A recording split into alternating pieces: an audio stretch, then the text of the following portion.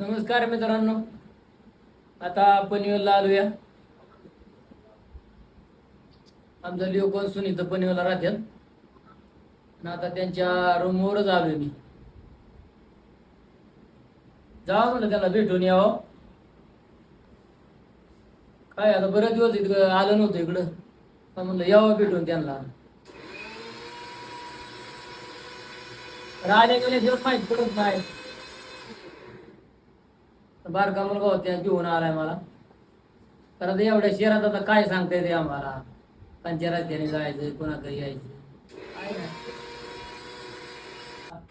एखाद्याला विचारता शेतकरी आमचं सांगायचं, बाबा हे शिरडून गाव आहे, काल तुमचा बकऱ्यावाला धनगर होता इथं. अशा आम्ही पुण्यावर जायचो. पण आता त्या खुणा आमच्या पार बुडल्या. गाव कळा ना, केरळ कळा ना, अशी म्हणजे बऱ्याच अडचणी झाल्या. रिक्षावाल्याला पण नेमका नाका सांगावा लागतो तेव्हा ते नेऊन सोडतो या. त्याला जर नाही व्यवस्थित सांगितलं तर मग त्यो म्हणतो काय लागाय, आम्हाला काय सांगता येईना. अशी अडचणी झाली आता.